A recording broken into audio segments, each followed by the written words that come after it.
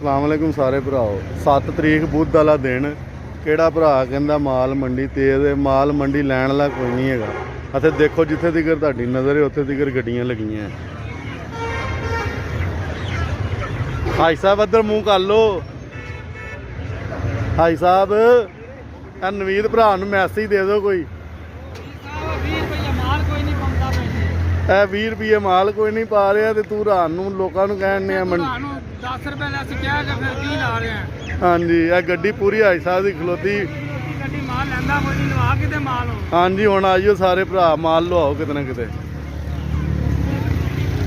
ਗੱਡੀਆਂ ਦੀਆਂ ਲੈਣਾ ਵੇਖ ਲਓ ਕਿੱਥੇ ਤੱਕ ਲੱਗੀਆਂ ਹੋਈਆਂ ਜੀ। ਲੈਣਾ ਲੱਗੀਆਂ, ਮੰਗੀ ਜਾਂਦੇ ਮਾਲ ਗਾਹਕ ਲੈ ਹੀ ਨਹੀਂ ਰਿਹਾ। ਮੇਰੇ ਕੋਲ ਲਵਾਓ ਕਿਤੇ 20 ਰੁਪਏ ਚ ਭਾਈ ਮਾਲ। ਉਹ LOS ਤੀਕਰ ਲੈਣਾ ਲੱਗੀਆਂ।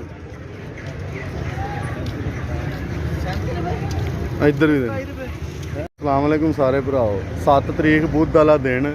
ਕਿਹੜਾ ਭਰਾ ਕਹਿੰਦਾ ਮਾਲ ਮੰਡੀ ਤੇਜ਼ ਹੈ, ਮਾਲ ਮੰਡੀ ਲੈਣ ਵਾਲਾ ਕੋਈ ਨਹੀਂ ਹੈਗਾ। ਅਤੇ ਦੇਖੋ ਜਿੱਥੇ ਤੀਕਰ ਤੁਹਾਡੀ ਨਜ਼ਰ ਹੈ ਉੱਥੇ ਤੀਕਰ ਗੱਡੀਆਂ ਲੱਗੀਆਂ।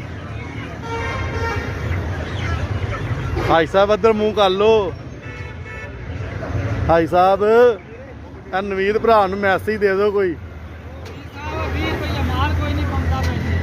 20 ਰੁਪਏ ਮਾਲ ਕੋਈ ਨਹੀਂ ਪਾ ਰਿਹਾ ਤੇ ਤੂੰ ਰਾਤ ਨੂੰ ਲੋਕਾਂ ਨੂੰ ਕਹਿਣ ਨੇ 10 ਰੁਪਏ ਲੈ ਸਿੱਕਿਆ ਕਿ ਫਿਰ ਕੀ ਲਾ ਰਿਹਾ। ਹਾਂਜੀ ਇਹ ਗੱਡੀ ਪੂਰੀ ਹਾਈ ਸਾਹਿਬ ਦੀ ਖਲੋਤੀ ਗੱਡੀ ਮਾਲ ਲੈਂਦਾ ਕੋਈ ਨਹੀਂ, ਲਵਾ ਕਿਤੇ ਮਾਲ ਹੋ। ਹਾਂਜੀ ਹੁਣ ਆਈਓ ਸਾਰੇ ਭਰਾ ਮਾਲ ਲਵਾਓ ਕਿਤੇ ਨਾ ਕਿਤੇ।